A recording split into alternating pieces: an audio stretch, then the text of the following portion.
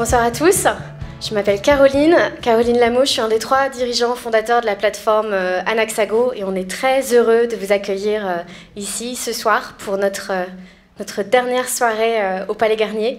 C'est la 6e ou la 7e édition pour ceux qui ont l'habitude d'assister à nos soirées. Et ça a été 2 ans extraordinaires avec notre partenaire Fedora. Donc, on a créé Anaxago en 2012, on voulait permettre à des chefs d'entreprise de lever des fonds auprès d'investisseurs particuliers. Personne ne nous a cru. Je la raconte souvent cette histoire, mais on s'est fait jeter de l'incubateur de Dauphine. 3 étudiants en finance qui montent une boîte dans la finance. Je vous laisse faire le calcul. C'était un petit peu vexant, mais on a tenu bon. 6 ans plus tard, Anaxago, c'est près de 100 millions d'euros investis dans un peu plus d'une centaine d'entreprises. Et tout ça, c'est essentiellement grâce à vous. Donc je profite de cette soirée pour vous en remercier. Ça va être une soirée pleine d'émotions. Mais ce soir, on est surtout là pour parler de blockchain et de crypto-monnaie. Alors moi, j'ai entendu parler du Bitcoin avant même de savoir ce qu'était la technologie blockchain. Pour tout vous dire, en 2013, je regarde un épisode d'une série américaine peu attrayante, si ce n'est que là, il se passait qu'une avocate défendait un mystérieux monsieur Bitcoin, un homme qui était déjà soupçonné d'être le créateur de cette monnaie. Curieuse, je me renseigne. Dans l'épisode de la série, au moment du tournage, le Bitcoin valait 3 $. Je commence à me renseigner et je vois que le Bitcoin vaut déjà 100 $. C'était en juillet 2013. Et je me dis, bon, bah, je travaille dans l'innovation, mon métier c'est d'investir dans des nouveaux supports, je vais en acheter 5. Il s'avère que finalement j'en ai acheté 3. Me connaissant, j'ai dû arbitrer 3 bitcoins et une paire de chaussures. Voilà, je vous laisse faire. Pareil, je m'en veux un petit peu aujourd'hui, mais... Et d'un coup, j'oublie les bitcoins, je les laisse de côté, j'oublie pas les chaussures. Et en 2017, en juin 2017, chez Anaxago, ça commence à devenir la folie du bitcoin. Tout le monde regarde les crypto-monnaies. On a notamment un développeur, Thomas, qui est dans notre équipe IT Produit, qui devient un vrai fou spécialiste, expert du sujet. Je me dis, mais attends, mais moi j'ai acheté du bitcoin, enfin, je m'en rappelle. Donc je les retrouve. Depuis, tout le monde m'appelle Forrest Gump. Et la folie du Bitcoin, elle ne s'est pas démentie. C'est-à-dire que depuis 9 mois, on en parle, on s'écharpe sur le sujet, certains y croient, d'autres n'y croient pas. Moi, le jour où mon grand-père de 88 ans m'a demandé de lui expliquer ce qu'était pas le Bitcoin, la blockchain, je me suis dit qu'on avait ouvert la porte du nouvel ère et qu'on n'allait pas du tout se retourner. Donc je suis très heureuse que ce soir, on ait l'occasion d'en parler ensemble. La première fois qu'Anaxago a fait une soirée dédiée à la blockchain et au Bitcoin, c'était en novembre. Et vous étiez plus de 300 dans nos bureaux, il n'y avait juste pas de place. Ce soir, on a juste le droit d'être 100. Il y avait 200 inscrits et pas loin de 200 personnes sur liste d'attente. Donc la soirée est filmée et sera retransmise dans la semaine pour toutes les personnes qui n'ont pas pu assister. Mais je ne vais pas parler plus longtemps parce que ça fait un petit moment que je parle. Et je vais accueillir notre premier intervenant, Karim, qui va venir nous parler de la blockchain et du Crypto 101.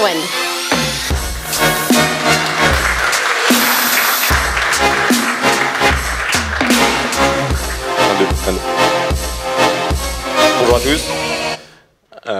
Ouais, donc ça c'est moi. Donc je m'appelle Karim. Ça fait un peu plus d'1 an et demi que je gère un portefeuille de crypto-monnaies avec 2 associés.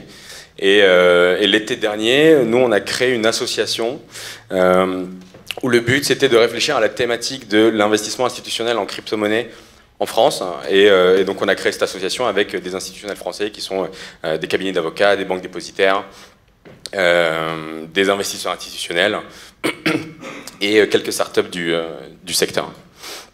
Et donc voilà, qu'est-ce qui était intéressant en 2017, c'était que c'est l'année où clairement on est arrivé sur des montants complètement délirants en termes de market cap total. Et c'est l'année où clairement les institutions, que ce soit les pouvoirs publics ou de très gros investisseurs institutionnels américains et en Europe, ont commencé à s'intéresser à la thématique. Donc en début d'année, le proche du zéro, là on est à 17 milliards. À la fin de l'année, en fin 2017, on était à 500. Donc ça a relativisé, bien sûr. Les pointillés bleus, c'est à peu près la market cap des actions dans la tech pendant la bulle Internet. Donc c'était avant l'éclatement de la bulle, on était à 2900 milliards de dollars. Et juste après la bulle a éclaté, on est retombé à 1200. Mais donc c'est juste pour relativiser un petit peu. Mais ce qui est intéressant, c'est qu'on voit quand même qu'il y a un optique et que cette optique, il est l'an dernier, quoi. Et que cette optique, il est l'an dernier.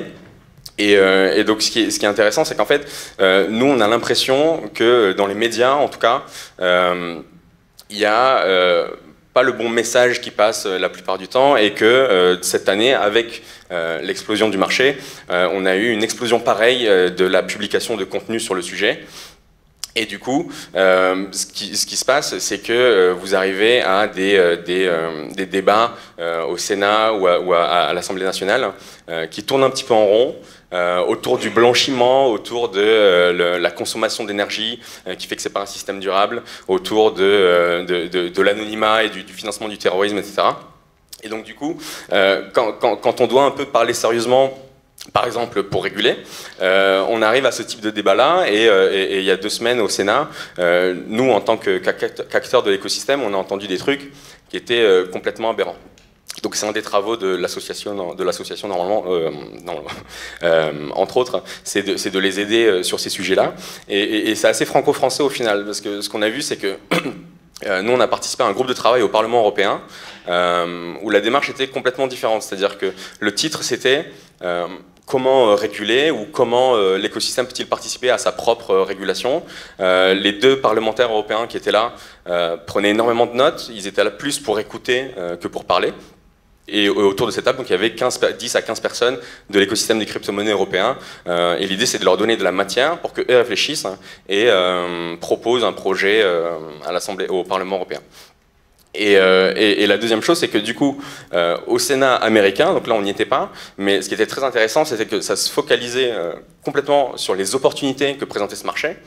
La conclusion de l'audition au Sénat américain, c'est le sénateur Giancarlo qui dit quelque chose comme on se doit de respecter l'enthousiasme qu'ont les jeunes pour cette technologie et ces nouveaux cryptoactifs. En France, c'était complètement différent. L'audition au Sénat, s'appelait les risques liés aux cryptoactifs. Et du coup, voilà. Donc, ce qu'on a vu en fait, c'est qu'il y avait clairement un manque de compréhension de certains concepts de base. Qui font qu'on a entendu des phrases complètement lunaires, et que vous trouverez aussi lunaires à la fin de mon intervention, j'espère. Donc ce qu'on va faire, enfin l'idée, c'est que je vous présente un peu quelques concepts de base qui montrent qu'on est clairement en train de repenser notre rapport à plein de choses, comme le consensus, comme la propriété ou la sécurité. Donc la première chose, donc tout le monde sait ce que c'est un RIB, et ça, voilà, ça c'est mon login sur l'interface BNP. Donc ça existe dans le monde des cryptoactifs. Ça s'appelle pas un RIB, ça s'appelle une clé publique. Et cette clé publique, c'est ce que vous envoyez à n'importe qui pour recevoir des fonds. Et donc dans le monde bancaire, dans le système bancaire, si vous perdez votre RIB, bah, c'est pas très grave. Et ce qui compte en fait, c'est ça. Et ça, si vous le perdez dans le monde des cryptoactifs, alors pour le coup là c'est complètement différent, c'est-à-dire que vous n'avez pas de tiers comme la BNP qui va vous aider à le récupérer. Mais ce qui est intéressant, c'est que du coup ce nouveau système, ça nous force à repenser notre rapport à l'argent et à la propriété. Et du coup voilà, donc il y a un autre concept qui est intéressant. C'est comment est-ce qu'on fait pour valider des transactions. Donc dans le système bancaire, on fait confiance à nos banques pour valider des transactions. Donc quand je fais un virement à un ami pour lui rembourser un restaurant ou je ne sais quoi, ce qui se passe, c'est que si on va être dans 2 banques différentes, et les logiciels de ces 2 banques vont communiquer entre eux pour valider qu'il y a bien moins 30 € chez moi et plus 30 € chez mon ami. Dans le monde des cryptoactifs, c'est complètement différent. C'est-à-dire que vous n'avez pas ce tiers au milieu, ce tiers de confiance. Ce tiers de confiance, il est représenté par des dizaines, des centaines et des milliers de personnes qui, elles, vont essayer de voir si cette transaction est valide ou pas. Et donc, comment ça se passe? Donc, une métaphore que je donne souvent, c'est... donc voilà, imaginez que vous avez 2 dés, et donc pour valider une transaction, pour que je valide votre action, je vais vous demander de tirer les dés jusqu'à avoir un chiffre strictement inférieur à 12. Donc au début c'est assez simple, donc vous tirez jusqu'à avoir moins de 11.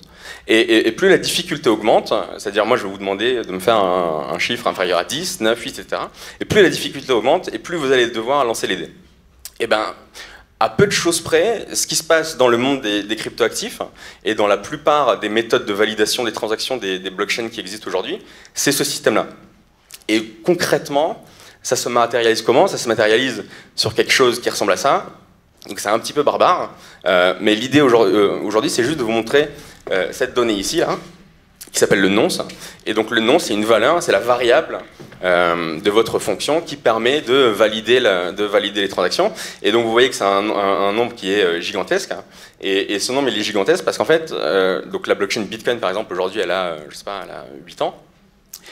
Et donc comme elle a 8 ans, la difficulté a augmenté régulièrement sur toute son existence. Et donc aujourd'hui, pour une personne qui est un validateur de transactions sur le réseau Bitcoin, il n'y a aucun autre moyen que de lancer les dés à l'infini jusqu'à trouver cette valeur. Et donc du coup, quand on vous dit que, par exemple, que derrière le réseau Bitcoin, il n'y a rien, que le Bitcoin c'est un truc complètement virtuel, c'est faux. Derrière le Bitcoin, il y a deux choses qui ont énormément de valeur. La première, c'est que le réseau Bitcoin, il ne faut pas oublier que c'est un software, c'est un logiciel qui existe donc, depuis un peu moins de 10 ans, qui n'a jamais crashé, dans lequel il n'y a jamais eu d'erreur. Et la deuxième chose, c'est que derrière le réseau Bitcoin, vous avez ce réseau de validateurs. Et donc ces validateurs qui travaillent en lançant ces dés métaphoriques pour valider les transactions et pour être sûr que tout ce qui se passe sur la blockchain Bitcoin, c'est réel et c'est validé et c'est justifié. Donc, ouais, alors effectivement, donc il y a deux sujets ici que pareil on peut lire un peu dans les médias. Le premier, il est sur la consommation d'énergie. Et donc, c'est indéniable, hein, si on est sur un système qui s'appuie sur de la puissance de calcul, forcément vous allez consommer de l'énergie. Ce qu'il faut savoir, c'est que c'est pas parce que le réseau Bitcoin grandit que la consommation d'énergie grandit. C'est pas linéaire. C'est-à-dire qu'aujourd'hui, il y a des gens qui travaillent dans l'écosystème sur des solutions pour améliorer la scalabilité de ce réseau. Et tous les problèmes en fait, qui existent aujourd'hui sur le réseau Bitcoin, qui sont par exemple donc, la lenteur des transactions, parce que ces gens-là doivent mettre beaucoup de temps à valider des transactions, parce qu'il y a beaucoup plus de monde sur le réseau et qu'il n'était pas pensé pour grossir aussi vite. Et le truc, c'est que toutes ces solutions qui vont arriver, elles viendront par l'écosystème, elles sont complètement prises en compte, et il y a des gens qui travaillent dessus aujourd'hui. Et donc, ouais, donc ça c'est un blog, donc c'est un peu barbare. Et donc il y a un deuxième sujet qui est l'anonymat. Donc il y avait le gros sujet au Sénat, c'était l'anonymat, le blanchiment d'argent et le financement du terrorisme. Ce qu'on voit, donc ça c'est l'intérieur d'un bloc de la blockchain Bitcoin, et ça c'est complètement public, ça se trouve en 20 secondes, et ça c'est toutes les transactions qui sont dans ce bloc-là. Et toutes ces transactions, elles sont complètement publiques. Elles ne sont pas anonymes, elles sont pseudonymes, c'est-à-dire que chaque adresse que vous voyez ici, donc ces adresses, encore une fois un petit peu barbares, excusez-moi, et c'est des choses qui vont être amenées à changer petit à petit, mais ces adresses-là, elles sont retraçables et on peut remonter jusqu'à l'origine de la transaction qui va être par exemple sur une plateforme de trading et vous avez aujourd'hui des outils qui permettent de remonter les blockchains jusqu'à leur origine. Et donc voilà, donc ça c'est un sujet qui pour nous n'a pas trop de sens, qui est de dire Bitcoin et les crypto-monnaies permettent de facilement blanchir de l'argent. Nous on a été contactés par exemple par une journaliste qui préparait un reportage qui se concentrait à 100% sur le blanchiment, et on a passé 1 heure au téléphone avec elle à essayer de réfléchir concrètement comment est-ce que les crypto-monnaies nous aideraient à blanchir plus facilement de l'argent. Bon, en vrai, ça fait gagner un peu de temps, mais au final, quoi qu'il arrive, à un moment ou à un autre, vous allez devoir repasser par le système bancaire, et donc des outils de blanchiment qui sont déjà connus et déjà identifiés. Donc ça, par exemple, c'est une chose qui est fausse pour nous. Et donc pourquoi je parlais des plateformes de trading? Parce qu'en fait, c'est les acteurs, en termes de sécurité, ce sont les acteurs les plus vulnérables. Et c'est pour ça que régulièrement, vous avez des articles qui expliquent comment une plateforme de trading s'est fait hacker 200, 100, 400 millions, 500 millions.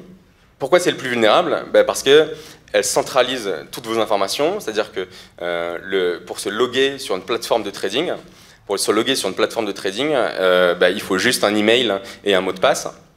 Et ça, c'est des choses qu'on peut récupérer facilement. Et en fait, toutes les failles de sécurité à tous ces niveaux-là de la sécurité des cryptoactifs, tous les hackers, en fait, ils exploitent des failles humaines, qui sont le phishing, qui sont remplacer les adresses avec un software, et qui font qu'en final, la blockchain, c'est la techno la plus sécurisée au monde, et qu'on ne fait que exploiter des failles qui sont humaines et qui sont facilement contrables.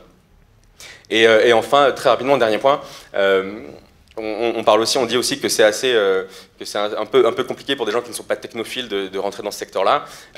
Acheter et vendre des crypto-monnaies aujourd'hui, c'est aussi simple que ça. Donc ça, c'est une plateforme dans laquelle j'ai confiance qui s'appelle Bitstamp. C'est un bouton acheter, un bouton vendre, un montant, etc. Et tout ce qu'il y a à faire avant, c'est s'enregistrer et envoyer quelques justificatifs de domicile. Donc voilà. Donc j'espère que vous avez des clés un peu plus pour pouvoir un peu mieux analyser ce secteur-là. Et voilà, je repasse le micro à Caroline. Merci. Merci beaucoup, bravo.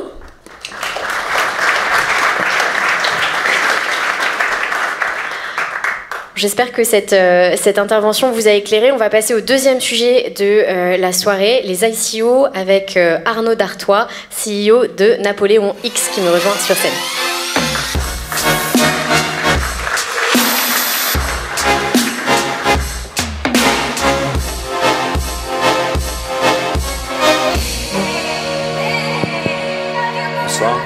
Bonsoir Arnaud, bienvenue. Merci. On est très heureux de vous avoir avec nous ce soir. Est-ce que vous pouvez peut-être vous présenter rapidement avant qu'on commence les questions ? D'accord. Donc moi, effectivement, je suis le cofondateur de Napoléon Capital et Napoléon Crypto, qui porte le projet Napoléon X, qui était la 4e ICO française. Napoléon Capital, c'est un projet qui est né autour du trading, puisque je l'ai cofondé avec 2 anciens traders, qui spécialisent de la finance quantitative, donc algorithmique. L'idée étant de proposer à des investisseurs institutionnels des solutions d'investissement algorithmiques.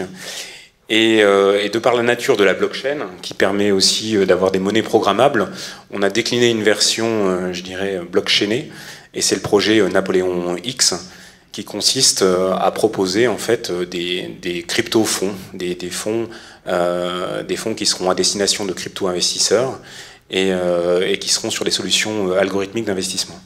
Donc vous nous avez parlé d'une ICO et du fait que vous étiez financé à travers ça. Concrètement, une ICO par rapport à une levée de fonds traditionnelle, comment ça se présente ? Alors oui, alors une ICO, le terme, vous avez un petit booklet, je crois qu'il vous l'explique un petit peu, fait référence bien sûr à l'IPO, donc l'Initial Public Offering, ICO s'entendant comme Initial Coin Offering.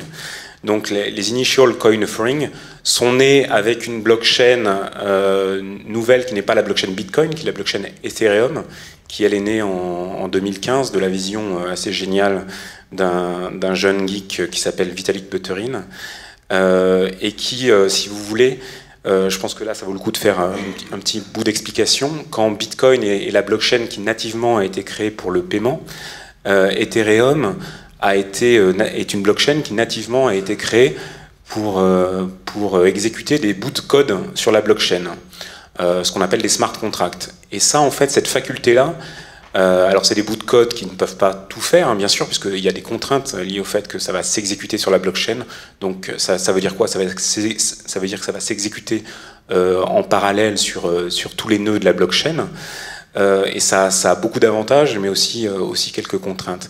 Mais parmi les avantages, c'est que ça permet de créer des structures que ce Vitalik Buterin a appelé des DAO, Decentralized Autonomous Organization, qui sont en fait des structures qui permettent de répliquer un petit peu ce qu'on peut avoir dans une société. C'est-à-dire, on peut faire ces DAO-là distribuent des tokens ou des coins qui permettent de voter. La blockchain permet de voter et qui permettent aussi des transferts de crypto-monnaies et donc, dans une certaine mesure, de faire des paiements. Donc, finalement, quand on est détenteur d'un coin, d'un jeton, qui est émis par un smart contract, hein, puisque c'est comme ça que ça fonctionne, on peut à la fois voter et on peut recevoir de l'argent ou en envoyer. Et donc, c'est cette analogie-là qui, poussée à son extrême, a permis en fait de faire le pendant entre ICO et IPO, qui correspond en fait, l'ICO étant une levée de fonds sur la blockchain. Donc, en pratique, quand on fait une ICO, on demande à des crypto-investisseurs d'investir des crypto-monnaies dans un smart contract ce smart contract, en réceptionnant ces crypto-monnaies, va en contrepartie émettre des tokens, qui donneront un certain nombre de droits. Et ça, ces droits-là sont définis. Alors, une partie peut être définie dans le smart contract lui-même, C'est-à-dire le smart contract, c'est un code informatique. Hein, il va décrire les droits auxquels qu'il va donner aux investisseurs, si on les appelle les investisseurs. Mais il peut y avoir des droits qui sont aussi hors de la blockchain, parce qu'à un moment, il faut quand même retomber dans la vie réelle. Donc, basiquement, une ICO, c'est ça. Mais ce qu'il faut comprendre, c'est que ça peut prendre des formes juridiques très très différentes, puisque là encore, à un moment, il faut retomber dans la vie réelle. Beaucoup structurent ça sous forme de donation, en droit suisse, souvent, puisque en créant souvent une fondation aussi en Suisse, puisqu'à ce moment-là, ça limite notamment la fiscalité. Mais en France, nous, par exemple, on a fait en fait de la vente de droits attachés à nos tokens, et donc c'est du chiffre d'affaires. Donc c'est vraiment, il y a autant de structuration juridique que d'ICO, avec leurs avantages et leurs inconvénients. Donc justement, quel est l'avantage aujourd'hui pour un dirigeant d'entreprise de se financer à travers une ICO versus une augmentation de capital ? Alors l'avantage principal, c'est qu'il y a de l'argent de la part des investisseurs. Non, mais c'est vrai, c'est-à-dire que les projets qui sont financés par les ICO sont des projets souvent de seed, c'est vraiment d'amorçage, des projets pour lesquels en France aujourd'hui il n'y a pas de fonds. Les fonds d'amorçage en France, il n'y en a pas, ou très très peu. Si on ne fait pas 1 million d'euros de chiffre d'affaires, il n'y a aucun fonds qui va investir chez vous. Ils arrivent à un stade. Comment ? Et Anaxago. Oui, alors oui, il y a des solutions. Mais non, mais c'est très dur pour le seed, vraiment l'amorçage où il n'y a pas, oui, j'allais dire, c'est pour financer des PowerPoint compagnies, mais c'est un petit peu ça. Il y a beaucoup de PowerPoint compagnies. Alors là encore, ce qu'il peut y avoir de mal là-dedans, bien sûr, mais aussi bien, c'est qu'à un moment, il y a des vrais projets qui ont un vrai potentiel et qui ont du mal à trouver du financement et qui grâce à cette méthode-là, on trouve facilement. Alors avec les bémols qui vont avec, hein, c'est-à-dire qu'effectivement, le marché des ICO l'année dernière, ça a levé, donc c'est toujours un marché mondial parce qu'on adresse assez facilement effectivement la terre entière. Modulo certains problèmes juridiques dans certains pays qui interdisent les ICO, mais dans l'ensemble c'est quand même un marché mondial, et l'année dernière c'est plus de 5 milliards qui ont été levés pour des projets qui sont tous essentiellement du seed, c'est-à dire où il y avait au mieux un POC, une proof of concept, mais il n'y avait pas encore de business réel derrière, enfin très très peu. Donc c'est quand même très intéressant à ce niveau-là. Ça permet à certains projets, c'était moins notre cas, de se faire connaître aussi tout de suite et de créer en même temps qu'ils font leur levée de fonds, ils créent aussi la communauté qui sera utile pour leurs produits. Donc ils se font connaître en même temps, c'est quelque part de faire d'une pierre deux coups.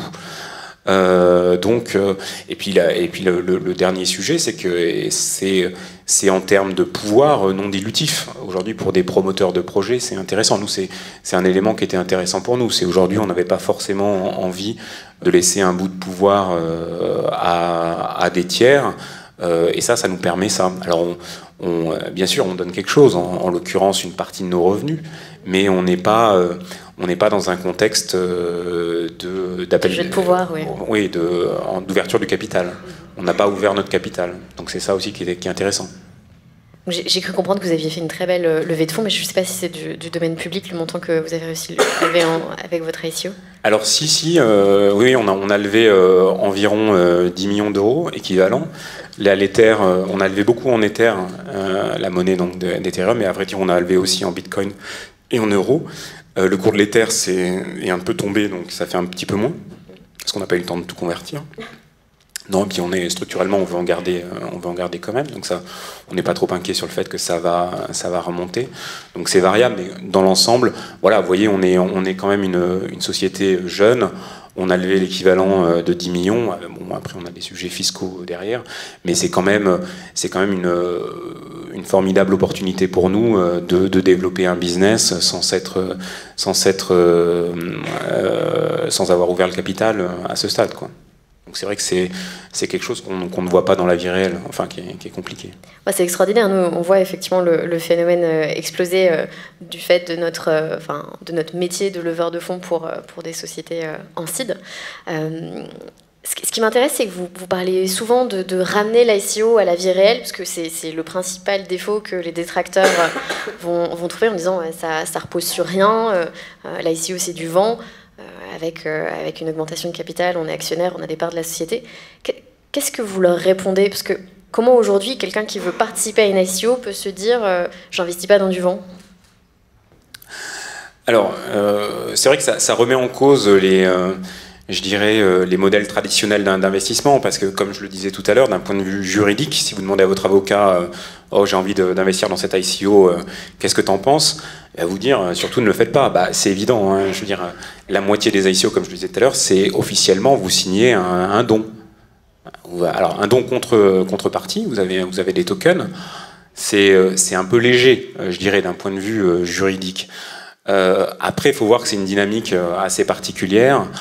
Il y a un second marché des tokens, il y a toute une... Mais c'est vrai qu'aujourd'hui, on est quand même dans des phénomènes qui se rapprochent un petit peu de la bulle, justifié ou pas, je sais pas, l'avenir le dira. Je ramène tout à la vie réelle parce qu'au bout du bout, quand on investit dans un projet, je pense quel qu'il soit, on investit quand même dans des hommes, dans une équipe. C'est eux qui vont faire le projet ou pas. Et ça c'est quelque chose de concret. Après, il y a certaines effectivement ICO qui restent dans la blockchain. Là, des projets très particuliers. C'est un type de projet qu'on a vu un petit peu au début, qui par exemple, ça peut être des projets de paris en ligne directement sur la blockchain, où là, il y a très très peu de liens en fait avec le monde externe. Mais je veux dire, les projets les plus intéressants, à un moment, ils reposent sur une équipe qui va ou pas délivrer ce qu'elle a fourni. Et après, il y a un prix du token qui va être lié, alors là, économiquement, à ces résultats-là, mais dans quelque chose dans lequel, par un lien auquel il faut croire. Là, il y a un acte de foi quand même, hein, je dirais. Donc, je ne conseillerais pas de jouer tout son argent sur des ICO, ça c'est sûr. Parce qu'il y a des choses... je pense qu'on découvre, tout le monde découvre un petit peu comment ça fonctionne aujourd'hui, mais vous dire que c'est logique que tel token prenne telle valeur, je saurais pas forcément. Oui, c'est compliqué. Alors après, ce qui est vrai, c'est qu'il y a des tokens qui sont assez liés, les utility tokens, les tokens d'usage vont être liés à un usage spécifique. Si on a une certaine visibilité de l'usage de ce token-là, effectivement, on peut avoir une idée avec la dynamique, l'offre, la demande du prix. C'est des éléments qui peuvent être rassurants. C'est vraiment, faut étudier au cas par cas. Donc on n'aura pas d'insider access sur les prochaines ICO à regarder dans les mois qui viennent. Non, c'est vrai que et puis c'est quelque chose qui évolue énormément. Je veux dire, ce qui était vrai il y a 3 mois ne l'est plus. Hein. C'est dingue, mais c'est un monde qui va très très vite. Par exemple, les grosses ICO qu'on a connues au premier semestre ou peut-être fin de l'été, on n'en a plus vu là. Même si probablement la plus grosse ICO est en cours et n'est pas publique, c'est Telegram. Telegram, qui est un réseau social crypté dont vous avez entendu parler, qui est un des réseaux sociaux vraiment principaux comme vecteur de communication lorsqu'on fait une ICO. Et donc c'est vraiment le réseau social des geeks et des crypto-geeks, si j'ose dire. Et donc, eux sont en train de faire leur ICO et ils visent 5 milliards, hein, si vous voulez. Et ils ont déjà levé, je crois, plus d'1 milliard. Hein, mais, ah oui, donc la totalité du volume de l'année dernière. Oui. D'accord. Ok, tout va bien. Incroyable. Merci beaucoup, Arnaud. Je crois qu'il nous reste 2 minutes pour les questions. Est-ce qu'il y a des questions dans la salle? Je vous écoute. Alors, crypto-monnaie euro, en fait, on s'adresse à des exchanges. Donc, en France, nous, on travaille avec CoinHouse, qui est en fait la maison mère enfin, c'est peut-être pas la maison mère, mais de la société Ledger, et qui ont aussi la maison du Bitcoin en France. Donc, eux, ils sont spécialisés pour faire le change dans ce sens-là. Et nous, ce qu'on avait fait Là aussi, il y a des bonnes pratiques qui commencent à se mettre en place. On parlait de blanchiment tout à l'heure. Nous, on a fait un processus donc, de KYC AML, KYC Know Your Customer AML Anti-Money Laundering, donc de vérification de l'identité de chacun de nos souscripteurs, parce qu'effectivement, au moment où on fait ce change-là, on nous demande quand même si l'État français considère aujourd'hui que les Ethers sont rien d'autre que des patates, quand on fait le change dans l'autre sens, il nous demande un peu l'origine des fonds. Donc on doit, et c'est plus qu'une bonne pratique aujourd'hui, au niveau de l'ICO, il faut quand même, indépendamment de la manière dont c'est structuré, se préoccuper de l'origine des fonds qui vous sont envoyés. Sinon vous avez des problèmes, notamment au moment de la conversion. 45 secondes, une dernière question. Oui.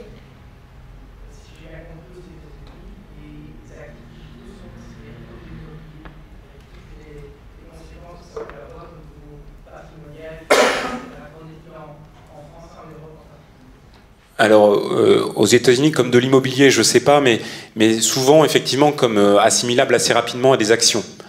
Or, de la même manière comme en France, quand vous faites de l'appel public à l'épargne, c'est très réglementé et vous devez suivre un certain nombre de... Vous devez mettre un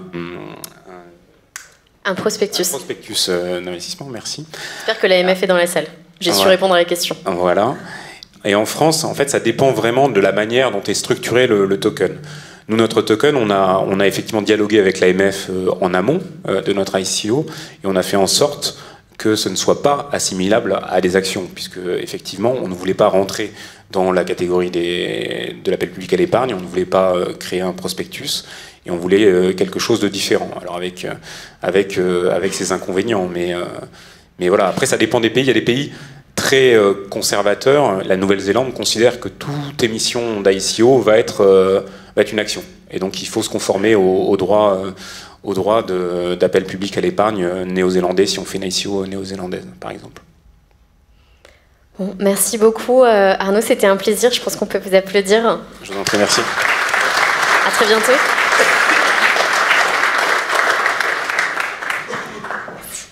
On va passer à la troisième partie de notre conférence sur la crypto-monnaie avec Yorick de Montbine et Gonzague Grandval qui vont venir nous parler d'un rapport qu'ils ont co-rédigé sur le Bitcoin. Sous vos applaudissements.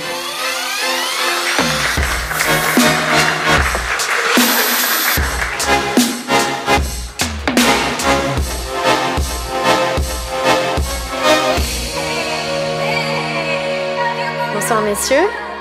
Bonsoir. Bonsoir.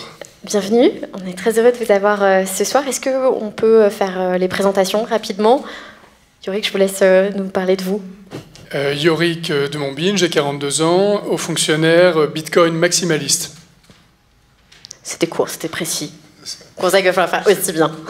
Gonzague Grandval, je suis entrepreneur et dans la crypto-monnaie Bitcoin depuis 2011, date à laquelle j'ai cofondé Paymium, qui est une plateforme d'échange Bitcoin que j'ai quittée l'année dernière. Et aujourd'hui, je suis dans de nouvelles aventures autour des crypto-monnaies et puis d'autres sujets blockchain. Vous avez tous les deux co-rédigé un rapport sur le Bitcoin. Vous avez notamment parlé de l'engagement des États dans la régulation des crypto-monnaies. Est-ce que vous pourriez nous en dire plus sur ce qui se passe aujourd'hui? Quelle position prennent les différents États? J'ai vu que la Chine souhaitait réguler la crypto-monnaie.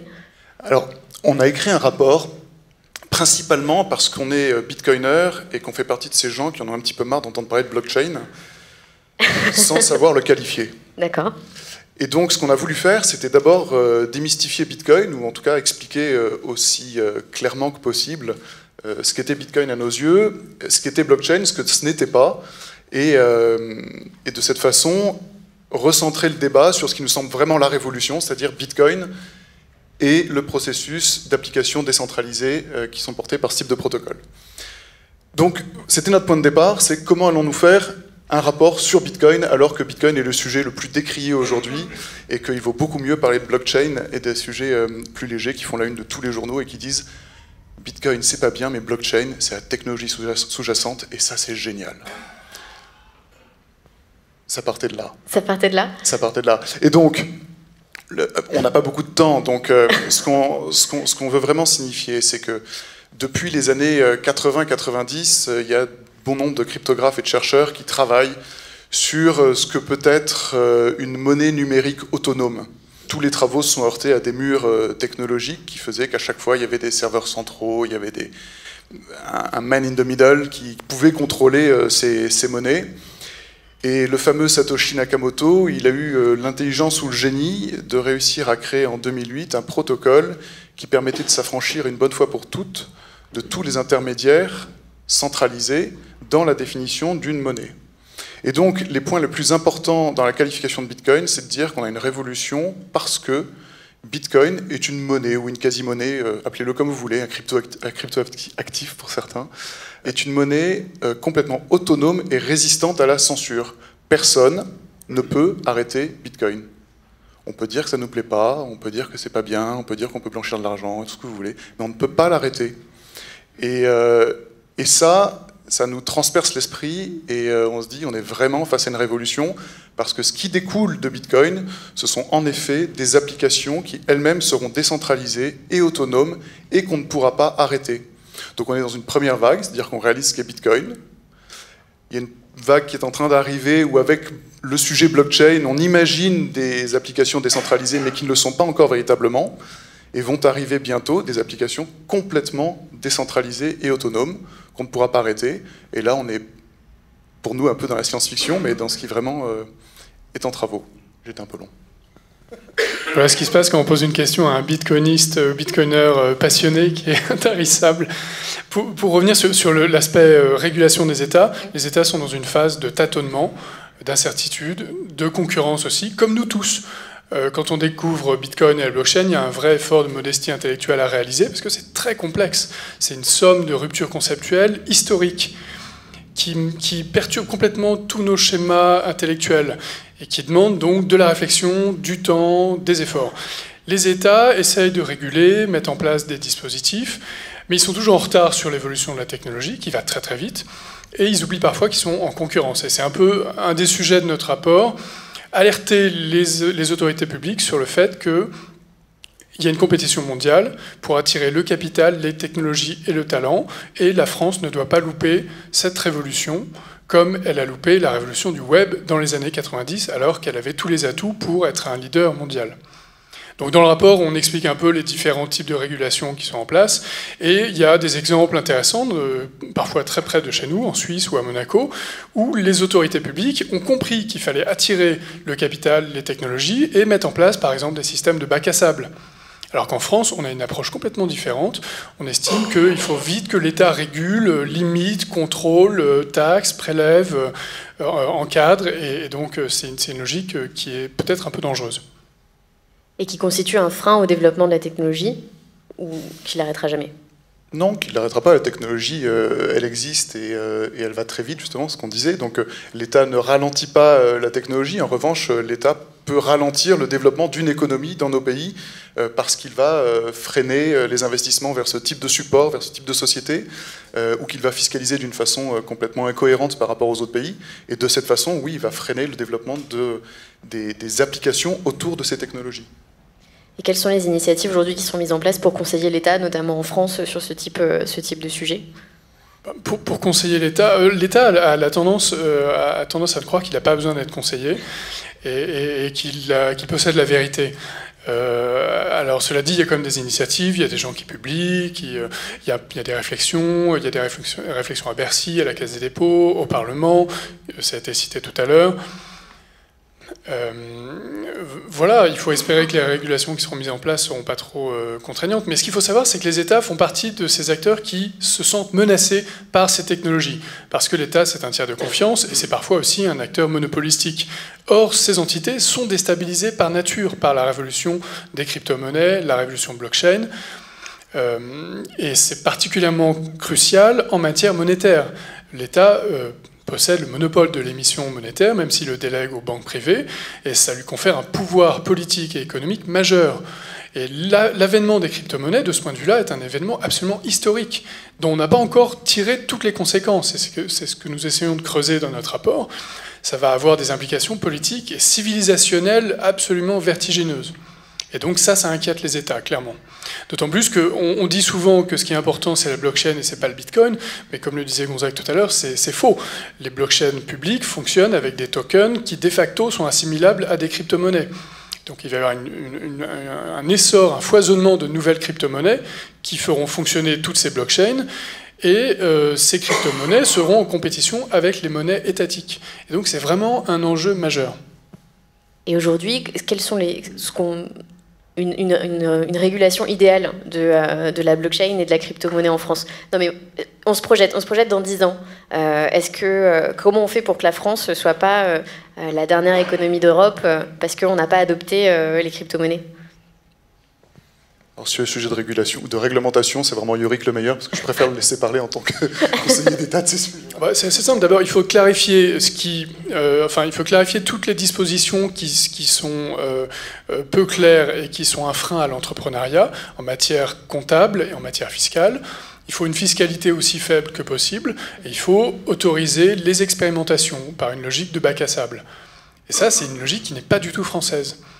Et donc les pouvoirs publics ont peut-être intérêt à s'intéresser à ce genre de mécanisme.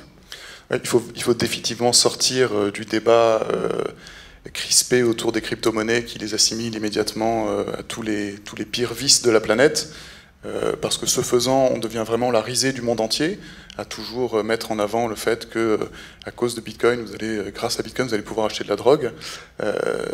Ok, c'est un fait, mais c'est pas une nouveauté et c'est pas une raison suffisante pour dire qu'il faudrait aussi interdire Bitcoin, ce qui n'est pas possible.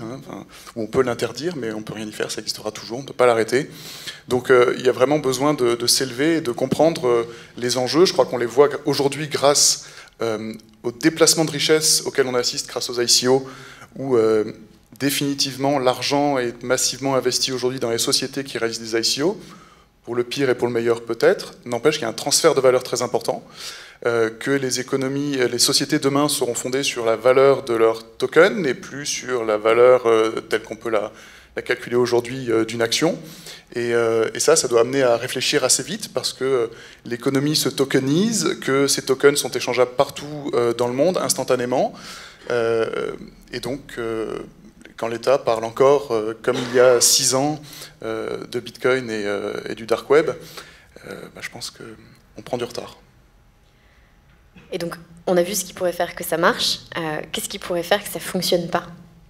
Qu'est-ce qui pourrait faire que la révolution de la blockchain et de la crypto, est-ce qu'il y a des freins au développement de la technologie? Qu'est-ce qui pourrait faire que demain, on ne paiera pas en Bitcoin?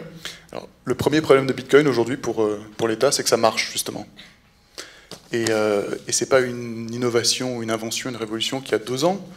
Ça existe depuis 2009. Enfin, 2008 est en route depuis 2009. Donc on est dans quelque chose qui a un petit peu d'histoire maintenant, sur lequel on a un peu de recul, et dont on sait que ça fonctionne. Donc malheureusement, pour certains, ça fonctionne, et ça fonctionne même plutôt très bien. Après, débattons, si vous voulez, de la fluctuation du cours, des piratages sur certaines places de marché et autres. Ça fait partie du cycle de vie de cette révolution, mais ça fonctionne. Donc les raisons pour lesquelles ça ne pourrait pas fonctionner, je crois qu'il n'y en a pas. On ne peut pas désinventer la chose. Pour moi, les crypto-monnaies existent, vont continuer à se développer, dans certains cas avec beaucoup de fracas, mais l'invention est là, et donc on continuera à se fonder, et de plus en plus sur les crypto-monnaies, que ce soit pour financer des sociétés, que ce soit pour qualifier des actions de société ou des types de participation de la société, et également comme monnaie, sûrement. Il va y avoir des échecs, il y aura des entreprises qui échoueront, des crypto-monnaies qui disparaîtront, mais ce qui est certain, comme le disait Gonzague, c'est qu'il y a une technologie qui est là, qui ne sera pas désinventée, et il y a 2 facteurs qui font que, même s'il y a des échecs, ça va progresser. D'une part, c'est un système qui est fondé sur la décentralisation, et donc ça avantage l'innovation, beaucoup plus que les systèmes centralisés. Et d'autre part, c'est un système qui échappe au monopole public, qui lui aussi est un frein à l'innovation dans tous les domaines. Et donc, décentralisation et privatisation sont des mécanismes habituels du capitalisme qui permettent une explosion de l'innovation et qui permettent que les projets qui échouent sont immédiatement remplacés par d'autres projets qui viennent modifier quelques paramètres et progresser et enrichir l'écosystème. Il nous reste quelques minutes pour passer aux questions. Est-ce qu'il y a des questions dans la salle? Oui. On vous l'enverra. Sur Internet, l'Institut Sapiens l'a publié. Le titre, c'est Bitcoin, totem et tabou. Ça fait référence à un livre de Freud absolument fascinant. Et on essaie de réfléchir aux aspects de tabou et justement de totem, et pas seulement de token. Mais il y a un tabou qui se met en place sur les crypto-monnaies et il y a un totem qui se met en place sur la notion de blockchain. Et nous, on remet en question cette grille d'analyse. Oui.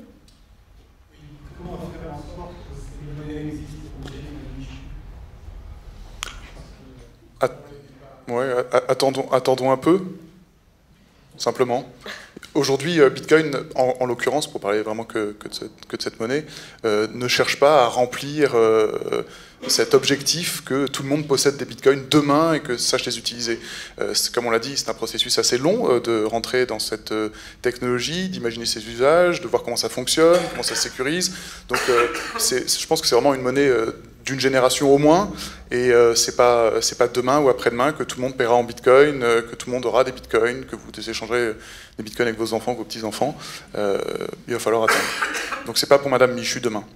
Moi, je trouve cette question très intéressante, et la réponse, pour compléter, c'est les entrepreneurs qui vont répondre. C'est eux qui vont rendre ça accessible à Madame Michu, comme ils l'ont fait pour toutes les autres nouvelles technologies, comme ils l'ont fait pour Internet, et pour l'informatique, et tout. Voilà. Ce ne sera pas les pouvoirs publics ou les grands acteurs institutionnels, ça c'est certain. Ou peut-être par la voie financière, justement, tous les institutionnels, qu'ils soient des banques ou des fonds, travaillent aujourd'hui à l'intégration des crypto-monnaies dans leur portefeuille de produits financiers pour demain. Ils attendent une évolution de la réglementation pour être un peu public. Dès que Bitcoin va rentrer dans les produits financiers un peu grand public, enfin, les crypto-monnaies finalement, je pense qu'on aura aussi une évolution de la notoriété de ces sujets, et donc plus d'intérêt de la part du grand public. Oui.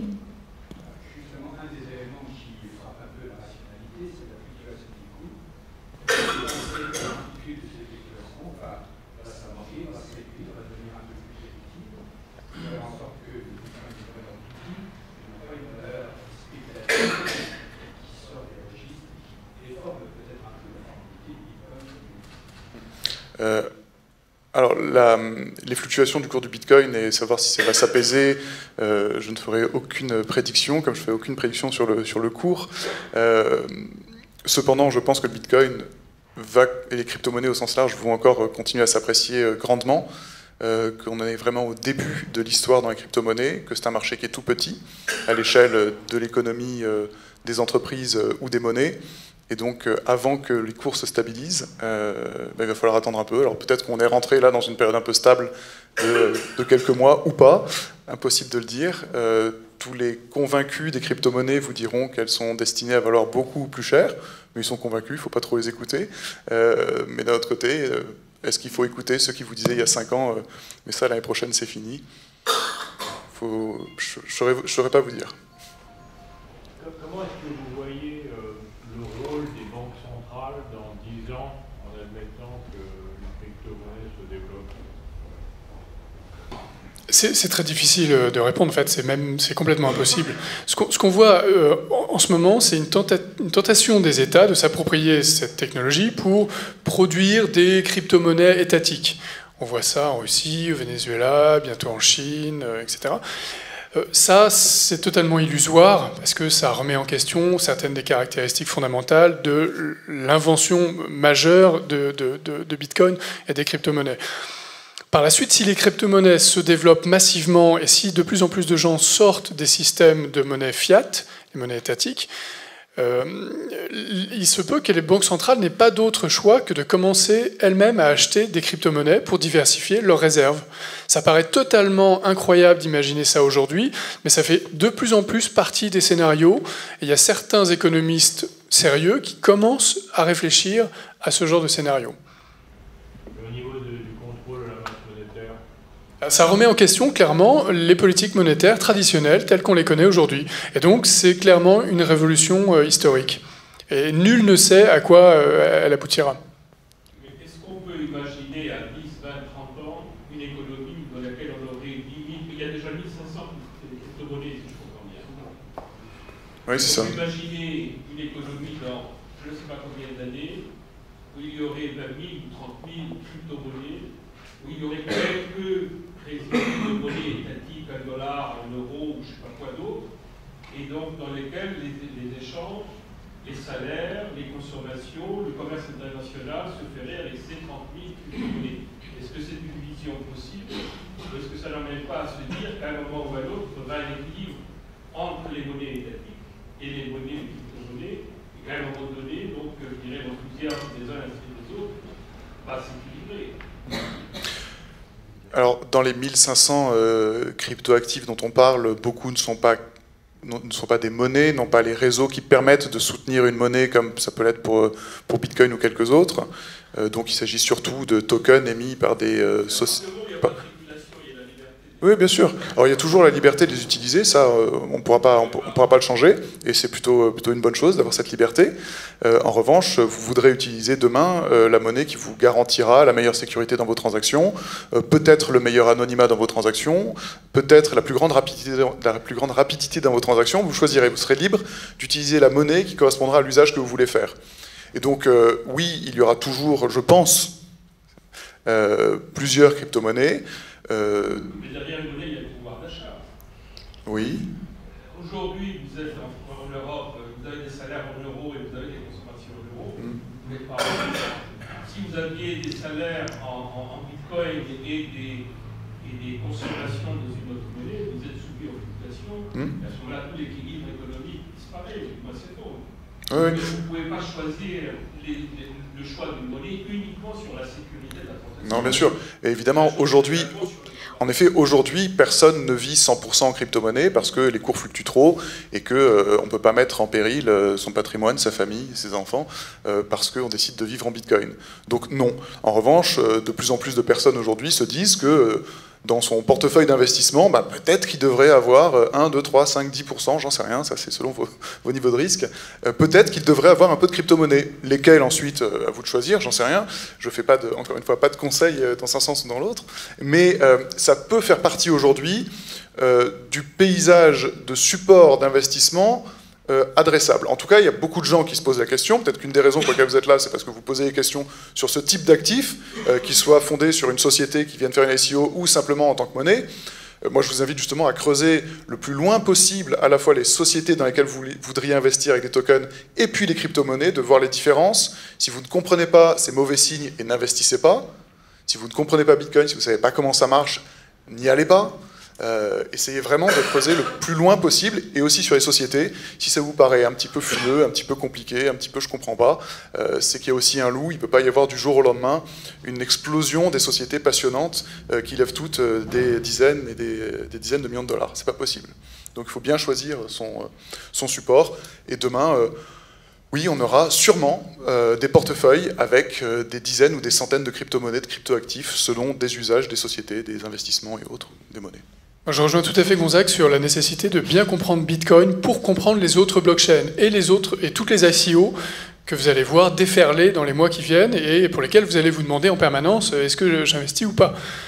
Bitcoin, c'est la mère de toutes les blockchains. Toutes les autres blockchains existantes auront des caractéristiques communes et des différences par rapport à Bitcoin.